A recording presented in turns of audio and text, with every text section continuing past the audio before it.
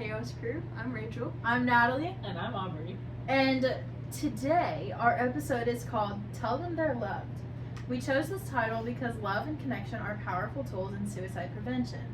Sometimes a reminder of care, spoken out loud, can reach someone in their darkest moments. It's not about grand gestures, but about letting people know their lives matter and that they are not alone. So, yeah, let's get into it. Yeah. So with Yeah. Sorry. So with that being said, suicide is often described as something hidden or something people don't talk about. I'm sorry. So never give Rachel sugar before Yup. we film ever again. So, with that being said, suicide is often described as something hidden or something people don't talk about. Why do you think it's so difficult for people to open up when they're struggling? Just like being like a vulnerability thing. Yeah. Yeah. I think a lot of people worry about judgment. Yeah. Like, I think that's like really a big thing. Is, you know, if I tell somebody that I'm going through this, what if they think it's stupid? And then that's why they just don't open up about it.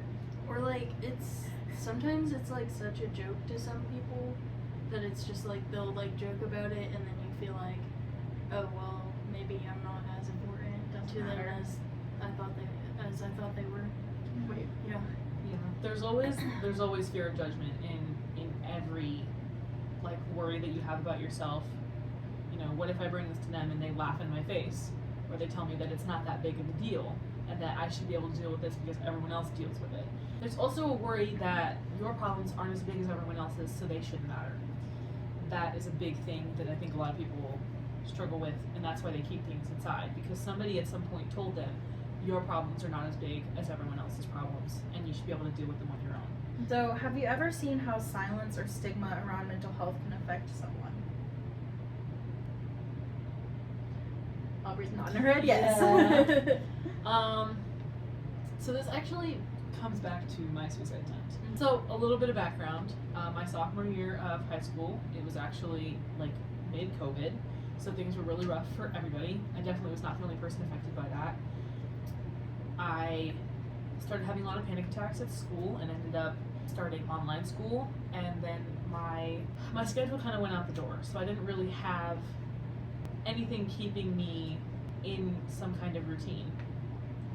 I ended up getting really depressed, never leaving my bed, and not really doing any of my schoolwork, which caused me to become more stressed about my schoolwork, possibly not being able to graduate, and a lot of other issues along the way.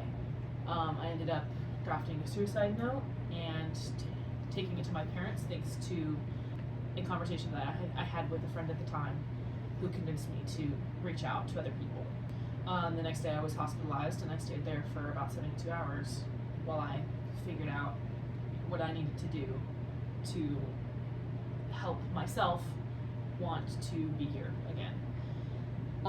So context for that, the reason I actually got so stressed during school was I had this really awful teacher. I'm not going to name him because like that's just cool.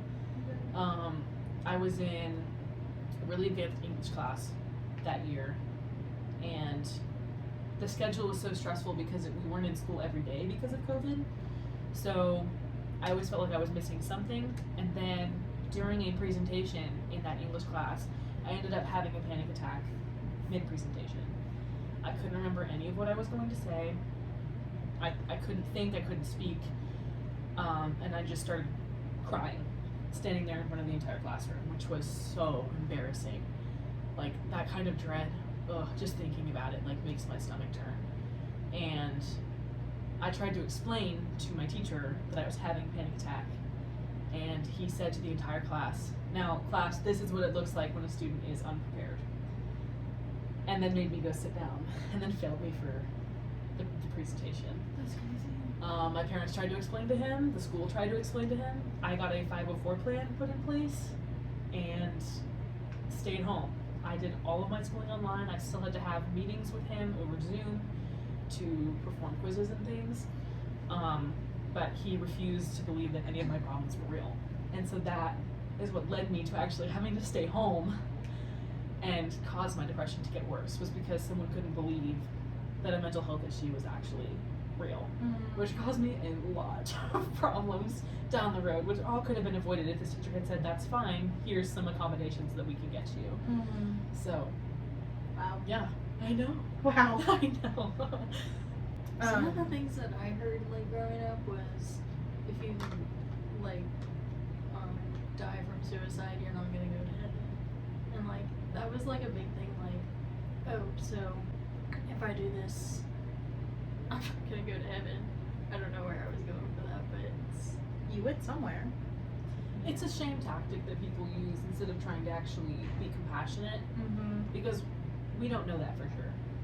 You know, people all have their different beliefs, and I'm not going to get into it because I don't know the scripture well enough to do that. But, you know, a lot of people, even by professors here, have been asked what they think happens if people die by suicide. And most of them say, I don't know. I couldn't actually tell you. it's really not up to people to decide. That's up to God. Yeah. I think were you gonna say something? Yeah, but you can go.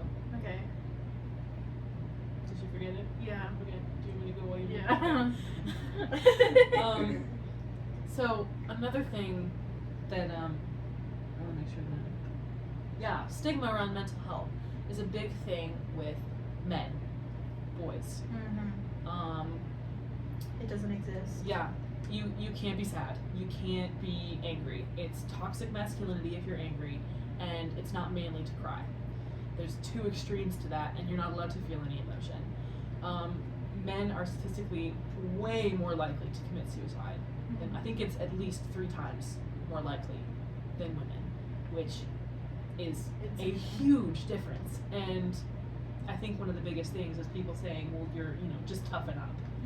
And if we'd stop saying that, if we'd stop putting that stigma on it, I think statistically suicides in men would go down drastically. I remember looking at a statistic, and it was like something along the lines of like, it was over 50% of children and men are the ones that are committing the most suicide. Children and men, which is insanity. And I encourage you to go listen to Concrete Angel by Martina McBride. That song is actually amazing. And it actually puts like, oh my gosh, the first time I heard it, I cried so hard. But it puts like this really good viewpoint on what a little girl can feel if she doesn't feel like she's heard. I think that's a big issue, is like men specifically have this toughen up act, and then like not women specifically, but like little girls between, age 8 to like, I would say 15, are told that they aren't strong enough to be able to speak their mind. So I think that's a big issue. I was just looking at the actual statistics to kind of back this up. So the biggest group is actually people over 75, but the second biggest group is people under 25. So it's either you're really young or you're really old, and which makes sense. Yeah. And the other thing, I didn't get an actual stat for this, but men are more likely to die by suicide, but women are more likely to have a suicide attempt, which says a lot about how the attempts happen. But this isn't a stats class. This isn't a stat class. So I'm not going to get into how fascinating that is. Yeah. So, what are some warning signs that friends or family might miss if they don't know what to look for? A lot. Yeah, just about everything. Yeah. Can be something you can't miss. Yeah. Dude, I think the biggest thing really you have to do is once you notice a change of emotion, which you may not, just anything, just ask, hey, are you okay? Because I think like if nobody really asks, you're not gonna, like you're just gonna go on with it because you don't know. Like you think nobody cares. like the changes in like their motivation, or like if they were a really good like basketball player or something, and all of a sudden they're like not wanting wanting to do that stuff, or if there's something. What? You're taking our case study from class. I didn't mean to. If they like something that they like love doing and they just like start not wanting to do that anymore. Yeah. A big thing is actually kind of in the other direction. The closer someone gets, once they set a date, you will notice they are the happiest person on the planet. It's such a drastic change, and you'll think, oh, they're finally starting to get better. If you know that person is depressed, if you know that person has considered suicide before, and then they just start acting happy out of nowhere and they just feel relieved all the time, chances not a sentence. Chances are they most likely have a plan and they're going to attempt it. They'll start giving things away. They'll start reaching out more. They have a set amount of time left on this earth that they know about, and they're going to do what they can in that time left because they feel this relief that I don't have to put up with it anymore once those days are over. So if you notice a drastic change in either direction, I mean, it can be life or death. Yeah, I think that you get both sides of the equation here. Like you don't get just one. Like you never really know. And I heard somebody in our training who told a story about her friend who was the happiest guy on earth all the time. Like he always smiled, was everything like you would ever have in somebody, and then just one day he was gone. Like sometimes you just don't know, and it sucks. And so I think it's a really good. It's really good if you take the opportunity to ask someone if they're okay every single day, just to make sure. That way they know that they feel like they matter. Yeah. Sorry.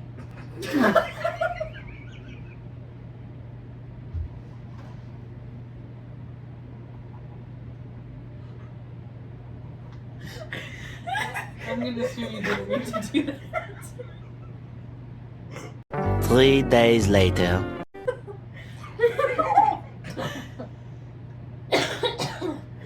Sorry. I'm crying. Okay, no sugar for either of you. Sorry. What the gremlin that just came out of me?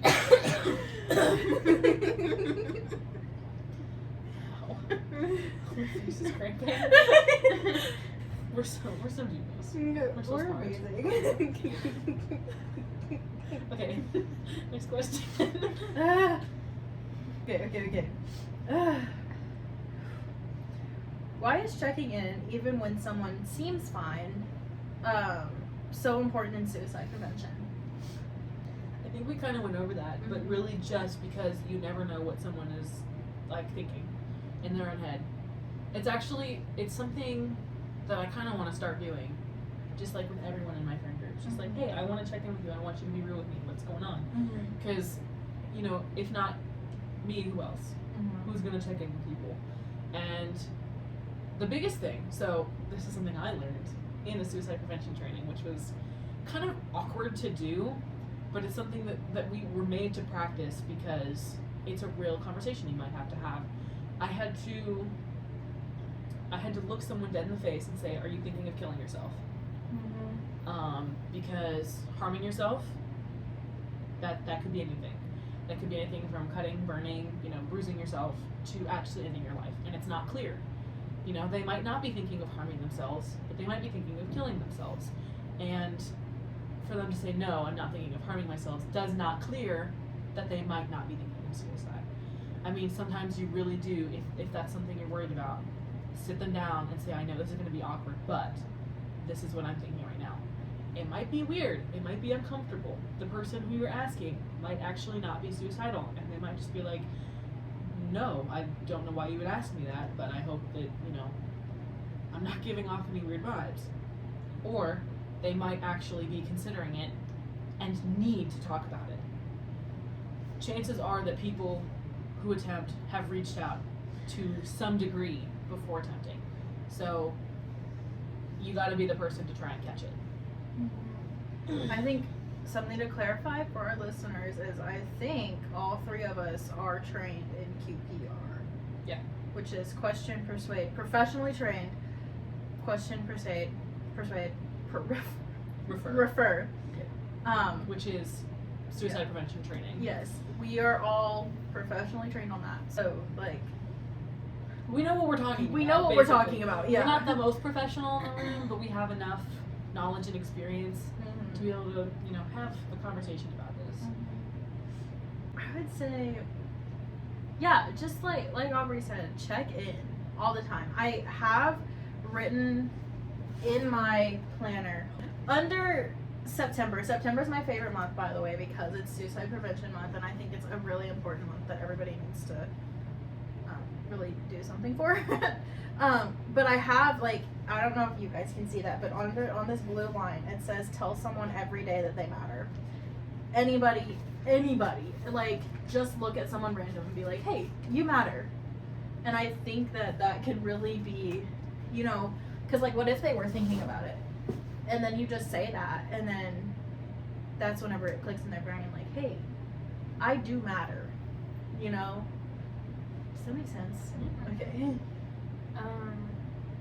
Yeah, like, just checking in, like, recently there was a friend of mine that, like, they didn't look like they were doing, like they didn't look their best self, so I, like, sent them a text that night, just asking if they were okay, and I like trying to do that as much as I can, because I've had friends that do, like, I had a friend back in Virginia that was, like, suicidal, and it was hard because, like, he was so far away, and, like, I couldn't really, like, do anything except for be there to just check in and make sure that he had people there that could help him if he needed. Yeah. I think something also that everybody needs to realize is I am a firm believer that everybody has either thought about it, attempted, or done it. Really? Yes. I'm a firm believer that... That is interesting. I'd like to test that statistic. Yeah, because I don't think there is one person on this earth that has not questioned. Exactly. Yeah. Their worthiness. Exactly. And I think that I am a firm believer that I think everybody goes through it. And I just don't think that that's somebody, like you said, like, it's not something we really, like, think about. Like, really? Like, I don't think that this person over here who seems to be, like, the most God-driven, happiest person has ever thought about it. But you don't know them. Like, I really do. I really am a firm believer. Or to treat everyone like that. Mm-hmm. Even if that's not true, treat everyone like they've had those experiences, because that's what can make a difference. Yeah. So, what role do everyday conversations play in breaking down the stigma of asking for help? I mean, it's good to have a group of friends who can talk to this kind of stuff about. That wasn't a grammatically correct sentence either. I keep doing that. It's okay. It's too late. It's always good to have at least one person in mind. Like if I were ever, I have this written down. If I were ever to consider suicide again, I would go to my husband. If he's not around, I call my dad. I have made a promise to certain people that if I have these thoughts, I talk to them about it. I think every single person on this planet needs to have a conversation with the people closest to them and have a plan in place. When I was put on suicide watch in the hospital, they made me sign a safety contract, which was an agreement that I would not harm myself, that I would not attempt suicide, which is not legally binding because I was a minor, but it has precedence.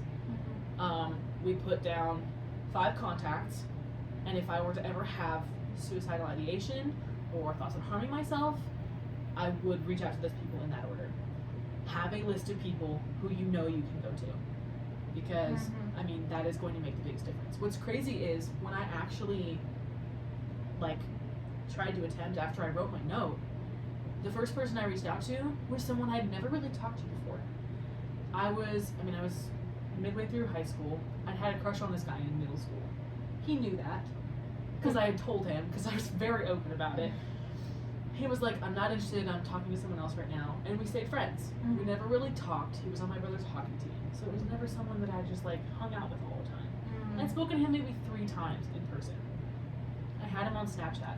I said, the next person who reaches out to me, I'm telling them. I need to tell somebody. And it happened to be him. He talked me out of it. This guy who knew almost nothing about me. I still text his mom almost every year and say, I want to remind you how amazing your son is and that he actually saved my life. Because, and I should probably do that again this year because I think I forgot last year, but I still, I reach out every so often to remind him and his family that even that small moment, because he didn't have to help me. He could have said, I'm going to call the police and I'm not going to talk to you anymore. But he chose in that moment to reach out to me. Reach out to anyone. I guarantee you they are there to help. And then if they can't help, they will help you find resources that will. They will send you to the next best person. I have been that person on the other line. Like, I've had people who I've barely talked to reach out to me and say, I've already taken something and I'm going to die tonight. I've called 911. I've talked to my father, who's a doctor, and been asked, like, I've asked that person, what have you taken? What amounts? And I've tried to figure out whether it's a lethal enough dose to actually kill them. I've had their parents on the phone and 911 on the phone, and I have made sure that they were safe. I have stopped 5 people from killing themselves in the 2 years after my attempt.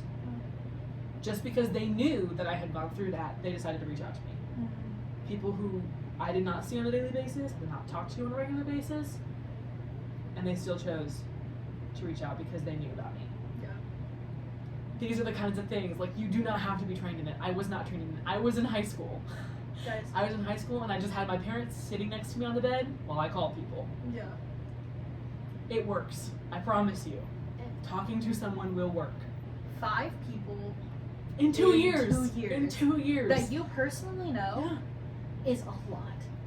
And you never know Who it's going to be. who it's going to be. No or clue that these people were going to never- contact me. Yeah, exactly. Yeah. And you never know who else. That's 5 people that just randomly reach out And there to might you. have been 5 more who didn't reach out to me. Yeah. Who might be dead by now. And Yeah. that's so heartbreaking.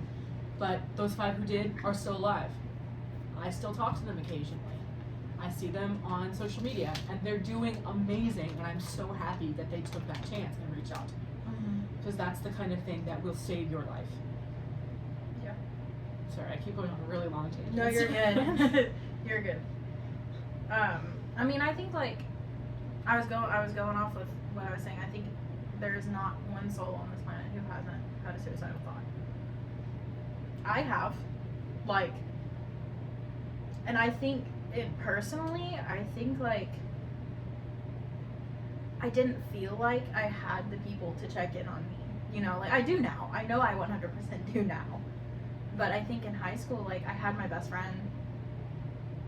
And shout out to Michael, I love you so much. Like, and her family. Like, her family was amazing. And I had them. But I was too afraid to go to my family. I was too introverted to say it to anybody else. Like, I really just think, like, you never know who's going through it. And I really think that that is something we really need to push is you don't know. You don't. And it sucks, but you don't. And you're not gonna know until you ask if they're okay. I think schools actually do this kind of well. At least my school did. So I think it was junior year. So about a year after my attempt, I switched schools because I did not want to put up with that teacher anymore, or anyone who knew me during that time, because I was just, like, so embarrassed with the whole thing. I switched high schools, and I was writing something about, like, my biggest challenge for my junior English class. I ended up writing about my suicide attempt, and because the word suicide was on my school computer, it got flagged. I was sent out to the office, and they read over it before I even got there, and said, like, we had to read it because it was flagged. We just wanted you to know that we personally have read this.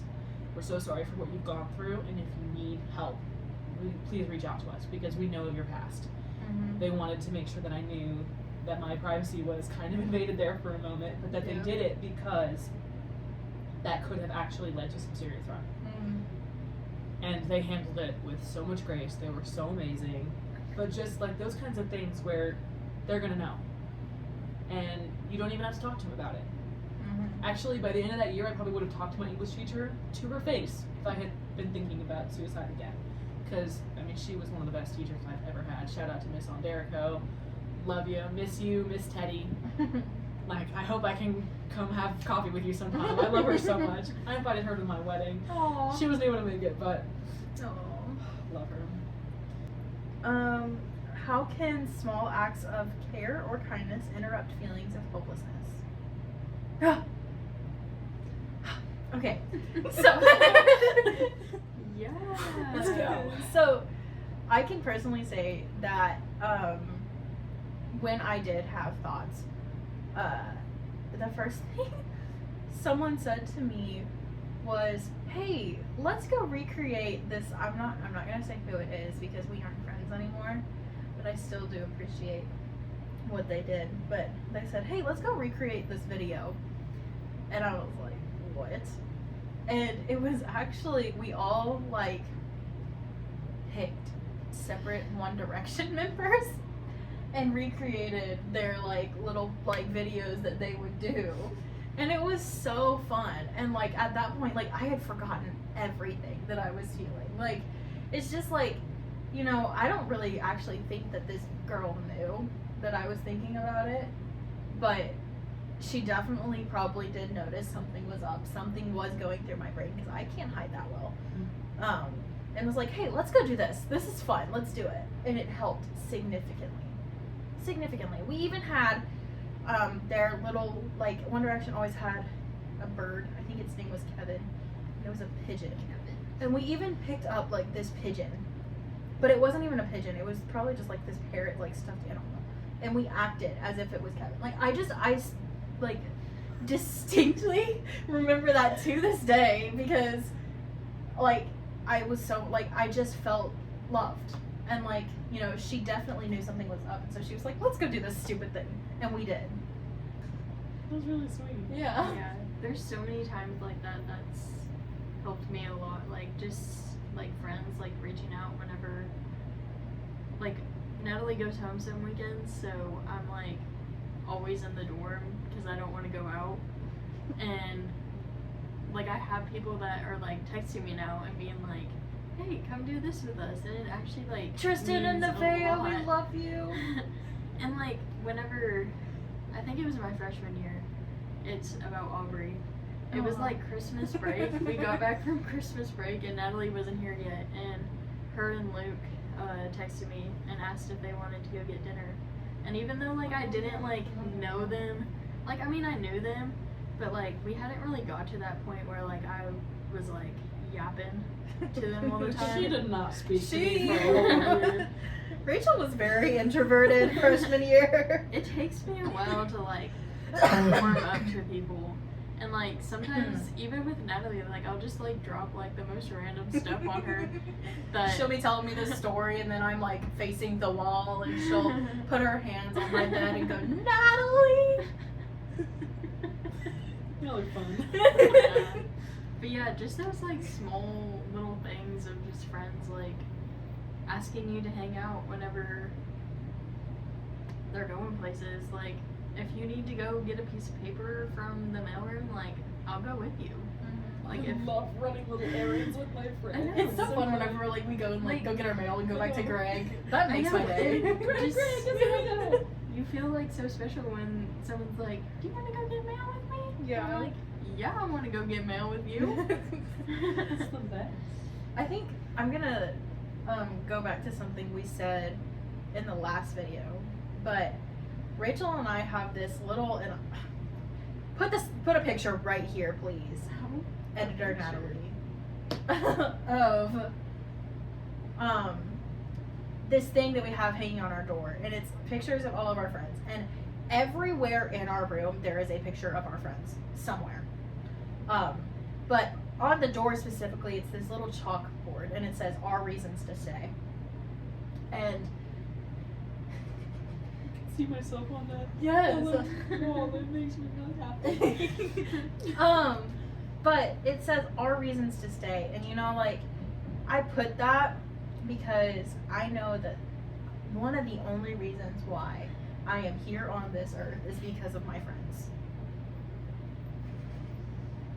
Don't cry. I won't.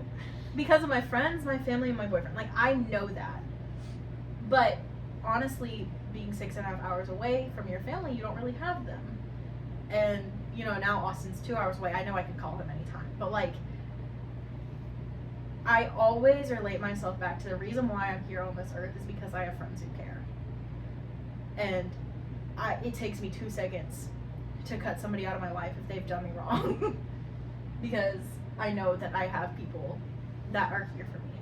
And whenever Aubrey and I had our little fallout, it sucked because I was like, this is not supposed to happen. This is not how life is supposed to go. I'm not supposed to do life without Aubrey. I knew that because we clicked automatically our first year here. And I was like, no. I have to like fight to get this back, but I have no idea how. And so like every single day, I don't think I've told you this, every day I went to bed and I prayed saying, I need Aubrey back in my life. I'm fine. I'm okay. I want you to know I was doing the exact same Really? thing. That's so sweet. Aww. I know, and now I get to see Aubrey every day. I know. Like,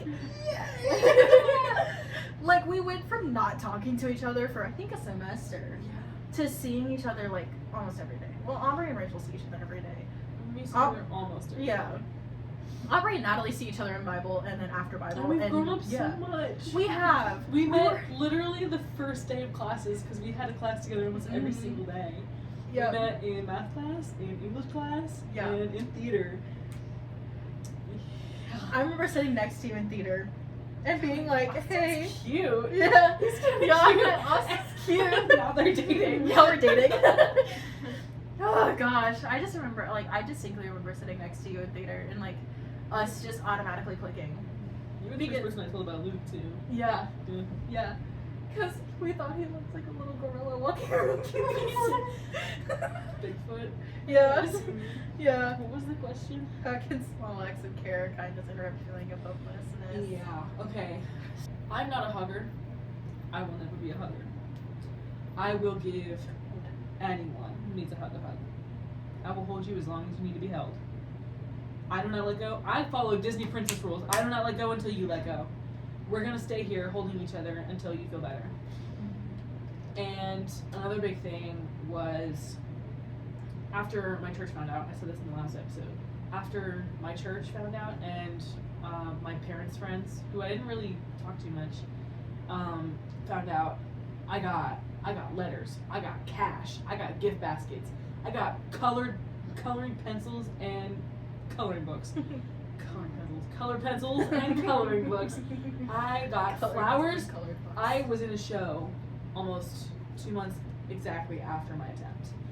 I got bouquets. Somebody gave me an actual like flower arrangement in a pot and brought it to the show. Yeah. My counter space when I got home that night was full. Like candy and letters, I mean everything. Because people wanted me to know that they loved me, that they cared about me, and they just wanted to give me something to remember that by. Because it's hard to see love. Even if it's there, you can't see it with your own eyes, so your brain will trick you into believing it doesn't exist. The devil will trick you into believing that it does not exist, that you are so alone. But when you can put that physically, I have these still. I have a box of every card I've ever gotten. Every postcard. I have 2 postcards on my fridge from my mom's ladies group. They meet every Monday. And they've sent me 2. Both the times that I've asked the church for prayers, they have sent me a postcard. I have them on my fridge. I have a little note from one of the elders at my church because I baked cookies before I left. And he said, thank you for the cookies. Like, these kinds of little mementos that let you know that people love you. It's so easy to get caught up and feel like nothing is there. When you are numb, emotions do not exist. When you are depressed, the only things you can feel are negative. And it's so draining. But when you can put a physical thing, I mean, the pictures are great. That's like such a, look, I am smiling in that picture. I am happy in that picture. because I'm with the people who make me happy. Those people love me. Those people care banana. about me. I'm pointing at an inflated banana, but the point still stands. These are the things that bring me joy. These are the things that are going to get me through. And it's the small little things in life. This is completely unrelated and it has nothing to do with suicide, but I just wanted to say it because it's the cutest thing ever. One of my kids from theater, who was one of my kids in The Sound of Music, her name is Juniper. Shout out to Juniper if she's ever going to listen to this. Shout out to Juniper's mom if she ever lets her listen to this. Oh my gosh, by the way, I loved how your mom, like, advertised it for us. I know, she's so Tell her I cute. love her. I love my it so mom. much. She'll be listening to this one too. Oh, good. Both my parents were listening. Oh, good.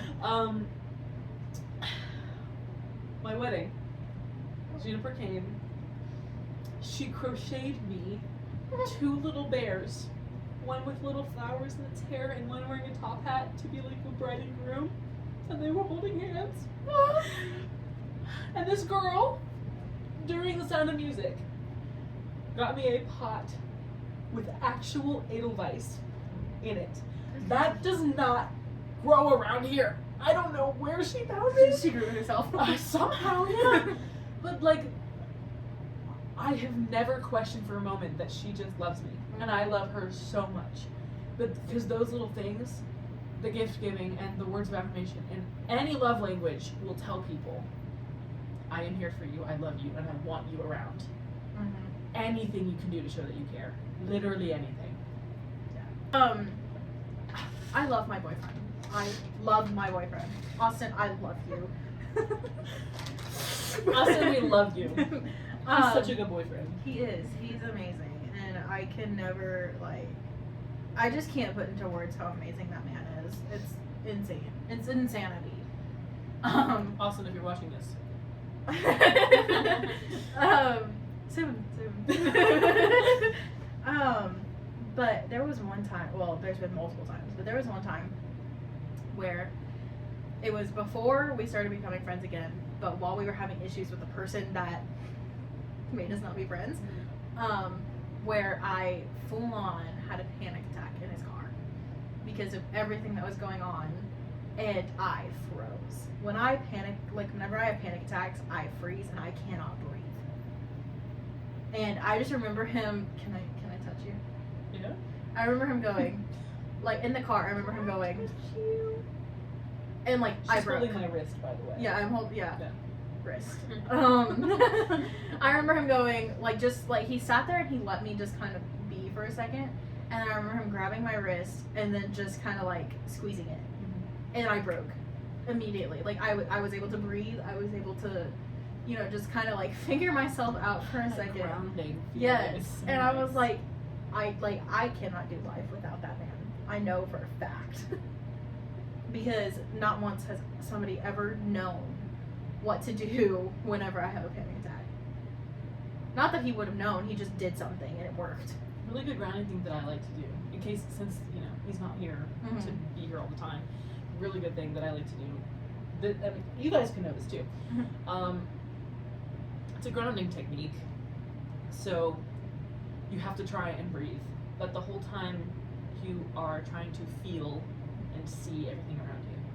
So for a second, you close your eyes and you'll listen and you'll try to like hear things, and then you'll list everything you can hear out loud, and you'll count it out. And then you'll open your eyes and you'll try to name as many colors as you can in the room. And then you'll sit here and you'll feel the things around you. Like I can feel the couch under my butt right now. I can feel this pillow on my lap. You can feel my hair touching my neck, and those kinds of things. It's so weird, It's but insane. it works so well. Yeah. Last time I almost had a panic attack, I called my mom. And I love my mom too. Mom, I love you. But I called her and I was like, Mom, I think I'm about to have a panic attack. And she started doing that with me. She was like, Natalie, I need you to tell me like 5 things you can hear. Yeah. And I would tell her like, oh, I can hear my fan going. Oh, I can hear this. I can hear that. I can hear Rachel snoring underneath me or something like that. Snore? Everybody snores. It's okay. No, you don't. I was just messing with you. I snore. Wow, apparently. Really? So says Luke. But he does too, so it's fine. Oh. Anyways, back on track. But yeah. Oh no. Oh no. Oh no. did it stop? Oh no. That's not it. Oh no. Hold on. You've got to be freaking joking. Everything I said about Austin. Are you ready to say it all again? Yeah. If someone listening right now is struggling with suicidal thoughts, what do you want them to know? Those thoughts do not define you. You can have suicidal thoughts without feeling them. The biggest thing, I went into cognitive behavioral therapy. I was actually in it before my attempt and then continued it afterwards. One of the biggest things, I don't really like cognitive behavioral therapy because it's very much just stop thinking about it. It's a weird way to try and fix the problem, and it's really, really hard, and it takes like years of training. But one of the helpful things for me was you can think things and they are not true. You can think things and they do not belong to you. The thoughts you have aren't necessarily yours. You can say, I don't want to be here anymore. You can say, I'm thinking of killing myself this way. Those thoughts can also just come into your head out of nowhere. And one of the biggest things is being able to acknowledge it and not let it fester. You have to let the thought pass through. What was the question? Oh yeah. Please reach out to someone. I don't care if you have a plan. I don't care if you're not even thinking of suicide. If you are struggling with thoughts of harming yourself and you're not even harming yourself. If no actual damage is being done to you physically, I don't care. Reach out to someone. At least say, hey, I'm feeling a little depressed. I'm feeling a little sad. If you don't want to throw around the word depressed, that's fine. Because it's kind of a clinical term and a lot of people throw it around when they're sad. If you just want to say, I've been feeling really sad lately, or I've been feeling really empty or numb, those words work. Please reach out to someone. I promise you there is someone who cares. I'm probably going to link either my email or my Instagram somewhere wherever we can get it. We can all put our Instagrams right here. Aubrey. Instagram handle. And we'll figure out a way to do that on Spotify. Yeah. I want you to reach out. And if to no one else, please know you can reach out to us. I don't care if you don't know who I am, if I don't know who you are. You could be on the other side of the world, and I promise you I care that you are still here. Mm-hmm. So please do not let this be the end of you. Actually, I have a tattoo. It's a semicolon. It is the tattoo for suicide. It's supposed to symbolize that this hardship is not the end of your story, merely a period in it. So this is supposed to symbolize the continuation of a sentence, that you did not actually end. It might be a separate thought. You might turn your life around completely after this. You might live completely differently. But it is not the end of your life. Please do not let it be the end of your life. I wrote something. Okay, so here's what I wrote on my Facebook. There was a quote, and the quote is, when you feel like giving up, just remember why you held on for so long. And that's by Haley Williams. And I said, these words are a soft reminder that the strength you've already shown matters. Every time you've chosen to stay, to keep breathing, to take one more step forward, you've proven that there is something within you worth holding on to. Even when life feels unbearably heavy, the reasons that carried you this far are still with you, waiting to remind you that your story isn't finished yet. September is Suicide Prevention Month, a time to slow down and remember that life, even in its hardest seasons, is worth protecting. It's a time to honor the struggles that so many face quietly and to say out loud what often goes unsaid. You are not alone. I'm going to say, we want you to know that we are here for you, not just this month, but always. Whether you feel strong or fragile, seen or invisible, hopeful or weary, your presence matters more than you realize. The world is gentler, kinder, and brighter because you are in it. And even if you can't always believe that yourself, let us believe it for you until you can. So hold on, rest when you need to, reach out when it feels possible, and remember that your life has value beyond measure. You're deeply needed, deeply loved, and never alone. So, that's what I would say. That's beautiful. Thank you. You're a good writer. Thanks. I mean, the title of our thing is to let them know they're loved. Like, you are loved, you matter, you have a place in the world. Yeah, just, like, You're loved, you're cared for. And if you know someone who is going through it, tell them they're loved. Please. I want to add something to this. I believe that most people who attempt or die by suicide actually do not believe that they are worthless. I think the biggest thing is struggling to be okay in your own head. That's something that I struggle with every day. Because that's something you can't really change about yourself, is just being who you are. You can change a lot of things. You can try to change your mindset, and it works for a lot of people. But sometimes it feels very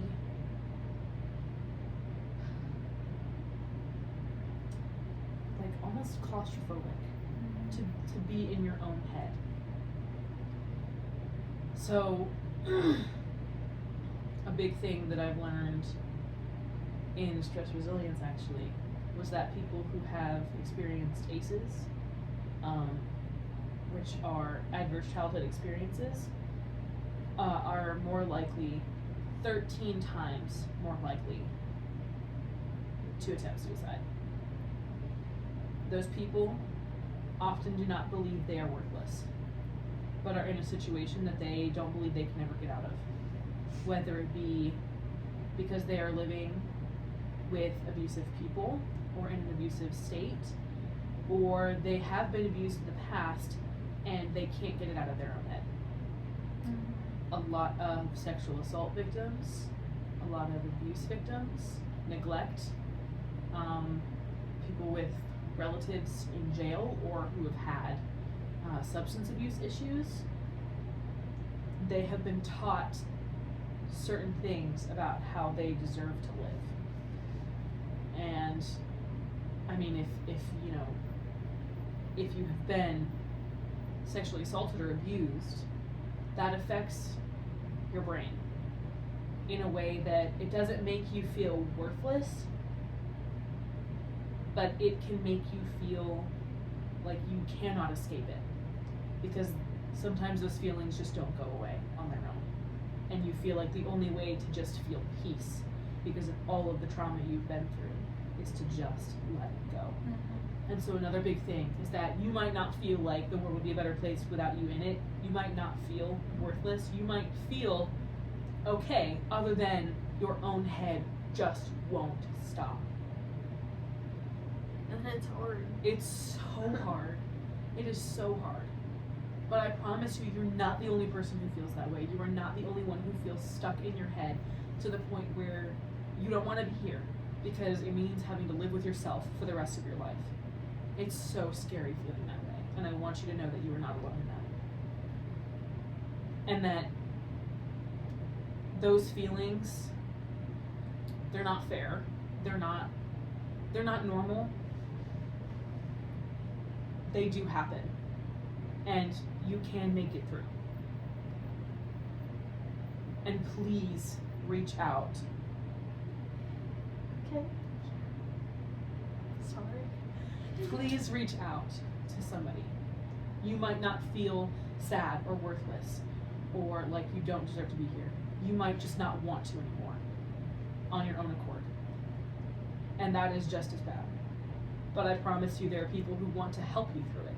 Because it's not just about not wanting you to leave, it's about wanting to keep you healthy and happy. Are you okay? Do you need a hug? Aw. Love you, Rachel. See, like, you never know what somebody's going through. Sorry, I did talk for a while. Like, It's you okay. did. It was very moving. Thank you. This is kind of my topic. Yeah. I made it my personality for quite a while. I felt a very strong need to try to be that person for everybody. I know I can't be that person for everyone, but I want to be that person for as many people as are needed. I mean, I could say for all three of us, I think all three of us are really big on mental health matters. Absolutely. Yeah, and you know, we all three of us have dealt with suicide in our own ways, and I think that, you know, we can relate to you if you need somebody to relate to, because I know it's hard to talk to somebody that you don't know that you can relate to.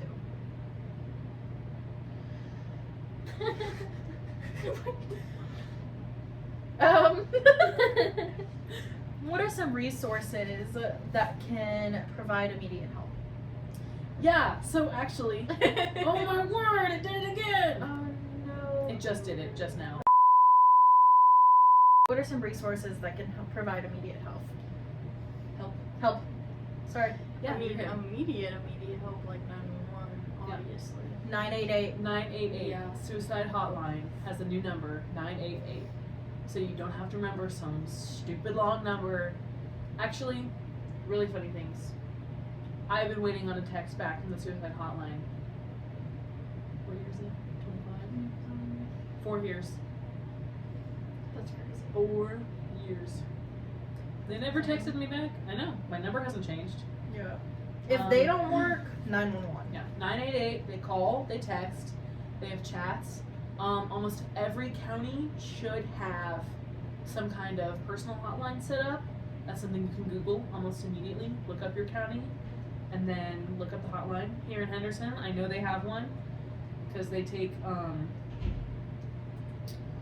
volunteers all the time and internships. Mm-hmm. I think it's. Isn't it just the same thing? I think it's just. Yeah, but okay. So every county will have people answer. It will be local. 911. I They- think, like, once you call the number or text it, they have, like, they can see the location or, like, the general. Yes. Same with 911. They get your location almost immediately at this point. If 911 does not have someone talk to you, they will transfer you to 988. There's people trained everywhere. Resources outside of this, if you have insurance, therapy. If you don't have insurance, I'm sure there are some cheaper resources with therapy. I'm sure I can find some. Most of them will probably be online. BetterHelp is a good one. They take almost all insurances. I used them for probably 6 months at one time.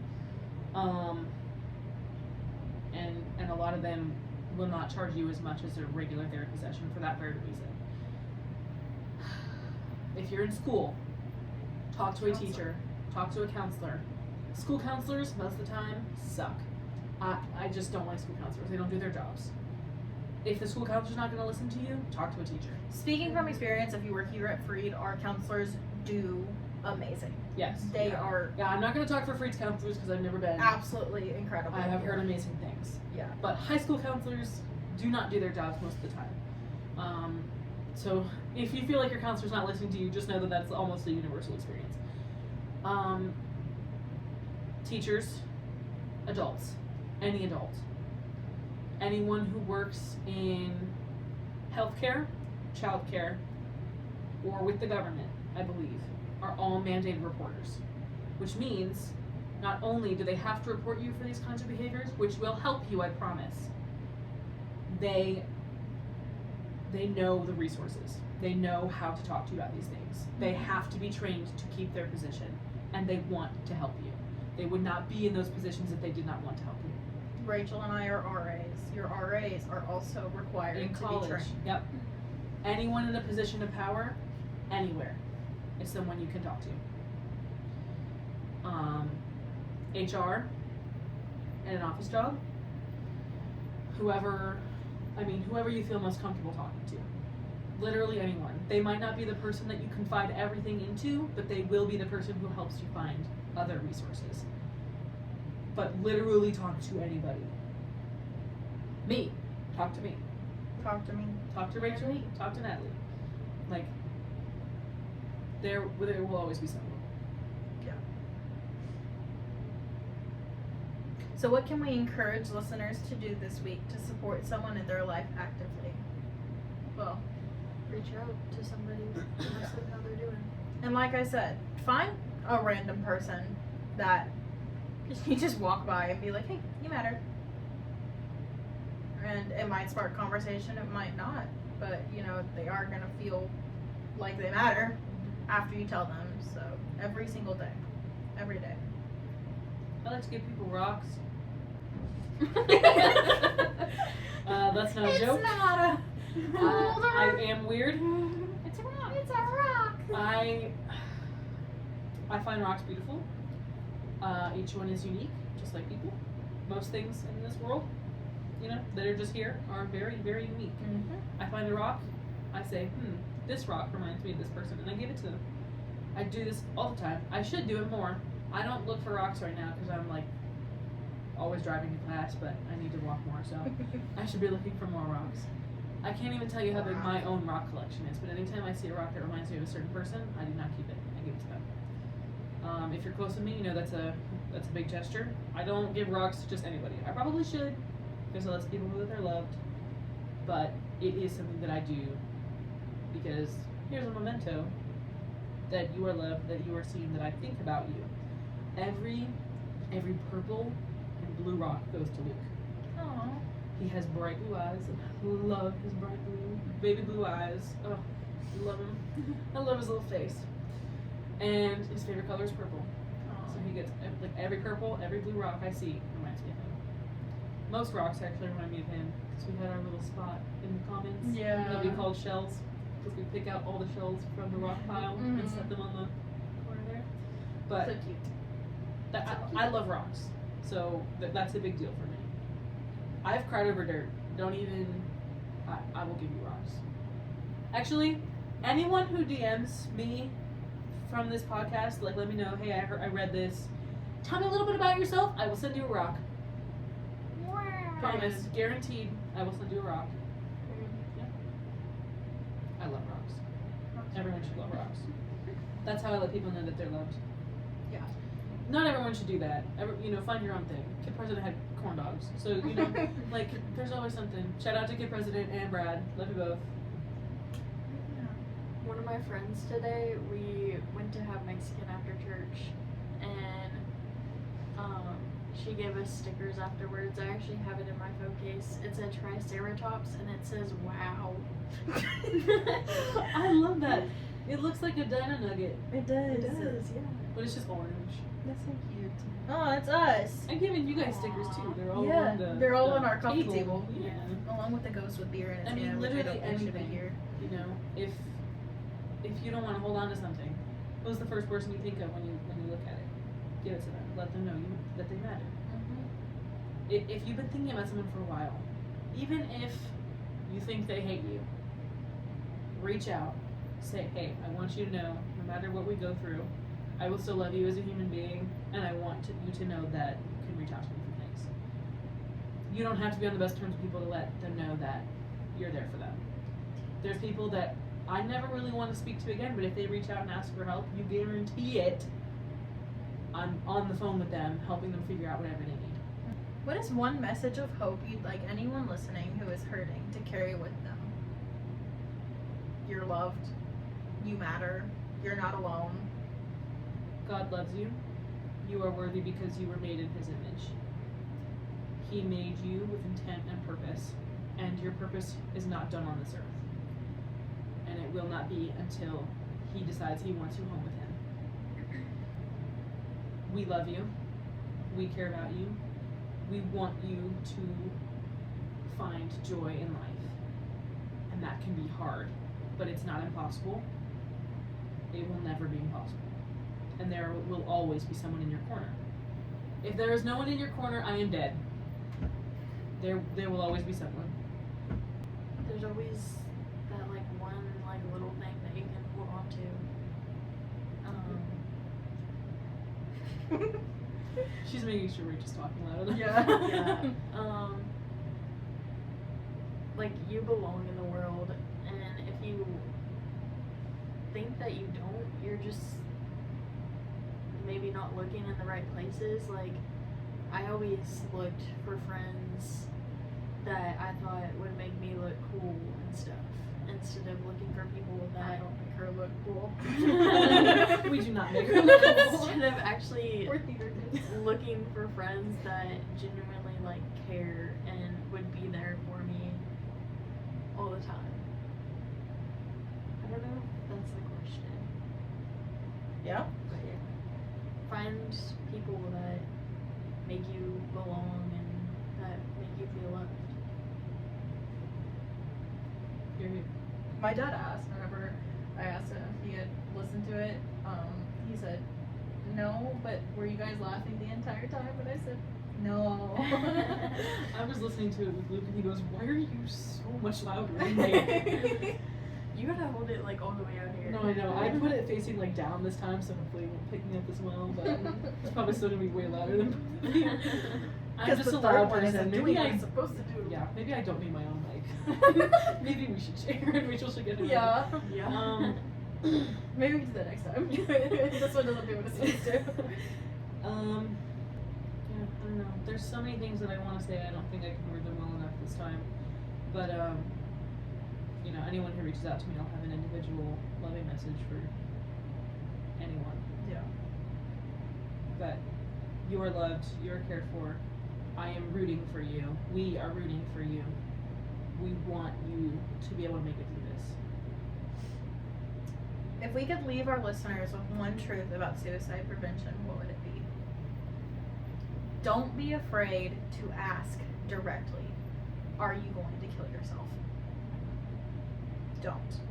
Because truth of the matter is, and the probability of them actually telling you what happened is very low.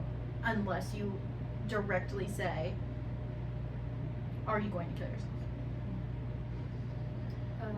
What you're like going through is not permanent. Like, there's ways to go out and get help and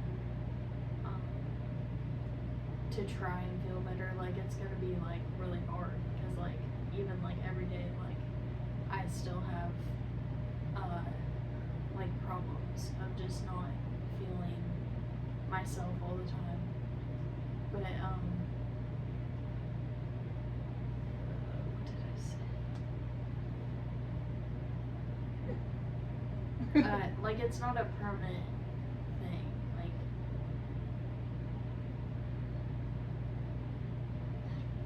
Yeah. Yeah. Know that, like, you really won't know unless you ask.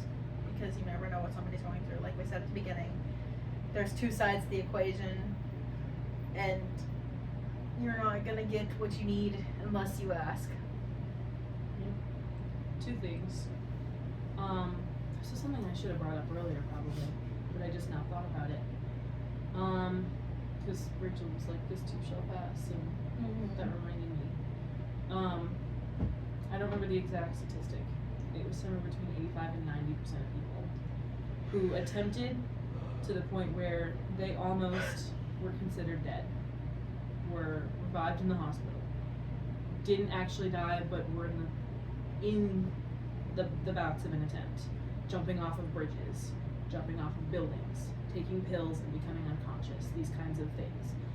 In that state between living and dead, 85 to 90% of them said that they realized in that very moment that their problems were solvable, that everything they felt could be dealt with. And then they didn't die. They didn't die, and now that they've had that change of mindset, they were able to actually put forth the effort to change their problems, to change their futures. And that's a crazy thing to think about. And that's just the ones who lived. I can't imagine how many people who halfway down have thought it really isn't that hard. And not to say that it's not. When you're feeling that way, it is everything. But that's because you're so stuck in it. Everything can be fixed. It can't necessarily, be undone. But there is always a solution to the problem. It might be really, really hard, but it is there. So please do not let it get to that point. The other thing, it is quite literally life and death. suicide is not something to joke about. Not to say like cut people off if they, say, oh, I'm gonna kill myself. Because I've been that person. Everyone's been that person. It's a thing that people go through where they just don't understand. Educate as much as you can, as lovingly as you can. And please, please, please be that person for someone else. Even if you feel like you don't have that person, be that person and just talk to someone. Noticing these kinds of things, it can be life and death. Not talking to someone, it can end your life. Please reach out. That is so important. I cannot stress it enough. It is so heartbreaking every single day that I have to hear that another soul has been lost. I mean, like, the youngest of kids, 7-year-olds. It's, like, it's just so heartbreaking. Yeah. Because there's so much life in you. Please do not give it up. Yeah. One more thing to go off of that, and I know I mentioned this song earlier, but, like, if you don't know, like, for kids especially, one, if you see them being mistreated, sorry, motion sickness. If you see them being mistreated and you don't report it, I need you to listen to Concrete Angel by Martina McBride. Because that song talks about this little girl that was mistreated, like abused, and then next thing you know, she's gone. Because nobody did anything to help the situation. And I really think that even if it's not somebody you know, please report it. I think everybody should be a mandated reporter, not just the people of power. In the state of Tennessee, everyone's mandated.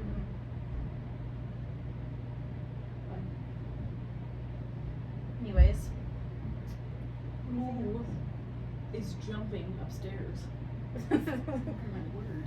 It's It's a professional upstairs singer. Playing some soccer at the moment. Yeah. That's crazy. But is there anything else you guys want to say? I think we've covered it. It's a lot. It's a heavy Yes. topic. So, okay. Well, I guess the last thing that we have to say is don't cause too much chaos while we're gone. Peace out. Bye. We love you. Yeah, we love you.